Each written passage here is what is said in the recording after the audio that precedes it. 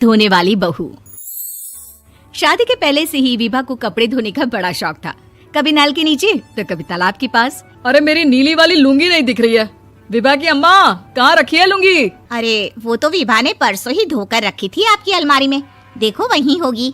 वो ना मैंने आज धो दी, मुझे लगा कि गंदी हो गई होगी। अरे कैसे गंदी हो गई थी? उसे तो मैंने पहना भी नहीं। हे भगवान, इस लड़की के कपड़े धोने की आदत से परेशान हो गया हूँ मैं। जितना तो घर में राशन नहीं आता, उससे कहीं ज्यादा डिटर्जेंट पाउडर का खर्चा है। इसकी शादी करवा दो, शादी जाए अपने घर में ही करे काम, फिर चाहे घर के कपड़े धोने हो या पूरे गांव के। हाँ ठीक बोल रही हूँ, देखता हूँ मैं कोई लड़का। वो दिन भी आ जाता है जब विभा को देखने लड़के वाले आ जाते हैं। लड़की मुझे अच्छी लगी। होने वाली सास कहती है, बेटी अगर कुछ पूछना है तो पूछ लो। वैसे तो हमारी लड़की बहुत ही शर्मीली है, जो बोल दो वो मान लेती है, इसे क्या पूछना होगा। अरे कैसी बात कर रही हो माँ, मुझे इन लोगों के घर रहना है, सवाल तो कई है। हाँ हाँ बेटा, पूछ लो ना, क्या पूछना है। आप लोगों के घर कपड़े कौन धोता है? सास का मुंह बन जाता है।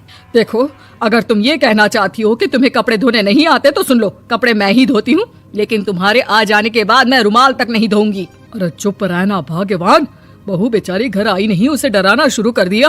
वो क्या है ना बिटिया, अभी तक तो ये कल्लू की माँ ही धोती थी, लेकिन अब तुम्हारे पापा तो दहेज में वॉशिंग मशीन देंगे ही।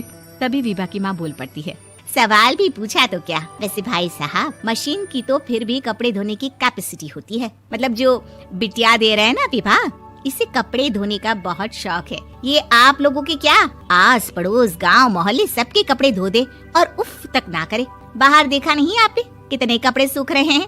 सब हमारी बिटिया ने ही तो धोए हैं। बस भी करो ना माँ, शर्म आ रही इतनी तारीफ सुनकर। और तो और एक दाग निकाल कर दिखाओ तो मान जाओ। हाँ अच्छा, माफ करना बेटा, मैंने गलत समझा। हमें तो रिश्ता बहुत पसंद है। और ऐसे जुड़ जाता है रिश्ता कपड़े धोने का शौक रखने वाली विभा का। उसकी शादी हो जाती है कोयला फैक्ट्री में काम करने वाले कल्लू के साथ। शादी के बाद अचानक विभा चिल्लाती हुई सास के पास आती है। सासू माँ, अरे सासू माँ कहाँ है आप? ये तो धोखा है, धोखा दिया आप लोगों ने मुझे। इस ससुर के चक्कर के बारे में पता चल गया। अरे तो उसमें तुझे क्यों धोखा मिला है? अरे नल में पानी नहीं आता, कपड़े कैसे कब धुलेंगे? अच्छा, तू पानी नहीं आ रहा उसकी बात कर रही है? तो आपने क्या सोचा? कुछ नहीं। अच्छा, तेरी माँ ने कहा था कि कपड़े धोने का शौक है तुझे, याद आया मुझे। शौक बोलकर कपड़े धोने वाले मेरे जुनून को कम ना आके सासू माँ, कपड़ा धोना मेरा गुरूर है। तभी पति भी वहाँ आ जाता है। अभी मैंने इसे सनी देओल की फिल्म दिखाई है, उसी के डायलॉग मार रही है माँ। अच्छा सुन, साफ बता रही हूँ, पानी सुबह 4 से 6 और शाम को 10 से 12 आता है, समझी? विभा टाइमिंग सुनकर हैरान हो जाती है। ये क्या भूतों का मोहल्ला है? सुबह 4 बजे उठकर कौन कपड़े धोता है? 4 बजे टंकी में पानी जाता है, फिर सारा दिन धोना ना, किसने मना किया? अरे कैसी बात कर रही है? 200 लीटर की टंकी में कितने कपड़े धो लूंगी मैं? सुबह ही उठ जाऊंगी मैं। अब क्या था, विभा सुबह 4 से लेकर रात के 12 बजे तक कपड़े ही धोती रहती। एक रोज सास पड़ोस से निकलकर कहीं जा रही होती है कि साथ वाली कहती है, हाँ कल्लू की माँ, जरा ये बताओ कि 2 साड़ी है, 2 ब्लाउज और एक पेटीकोट और एक नाड़े वाला लंबा कच्छा। हाँ तो? अरे तो क्या, कितना लोगी धुलाई ये बताओ। धोबन दिख रहे हैं हम क्या? हमारे पति सरकारी नौकरी से अभी रिटायर हुए हैं और बेटा सुपरवाइजर है कोयला फैक्ट्री में। धोबन समझ रखा है हमें?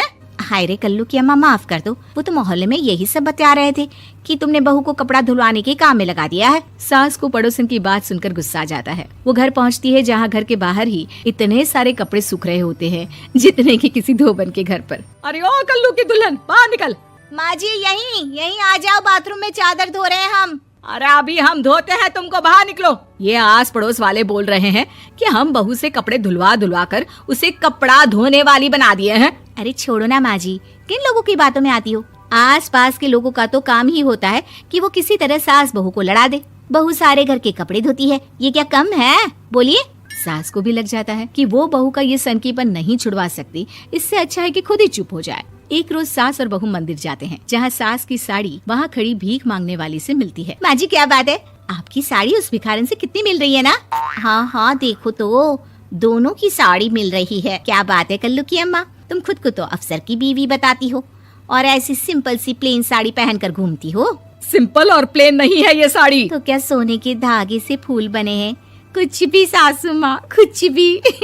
हाँ बने थे इस साड़ी में सोने के धागे से फूल। मेरे पति लेकर आए थे मद्रास से स्पेशली मेरे लिए 10,000 की।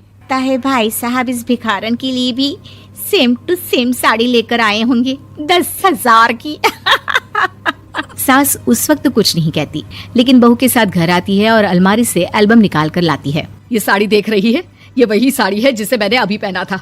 इस साड़ी में ये जो चमकदार फूल दिख रहे हैं ना, ये सोने के धागों से काटे गए हैं। लेकिन तू लोकल वॉशिंग मशीन ब्रश से घिस घिस कर सारे फूलों को निकाल कर साड़ी प्लेन कर दी। मुझे माफ कर दीजिए सासू माँ। और तो और, जब मैंने तुझे तेरी गलती के लिए कुछ नहीं कहा, लेकिन तूने तो सबके सामने मेरा मजाक ही बना दिया। क्यों? बहू को समझ में आ जाता है कि अब से उसका कपड़े धोना बंद।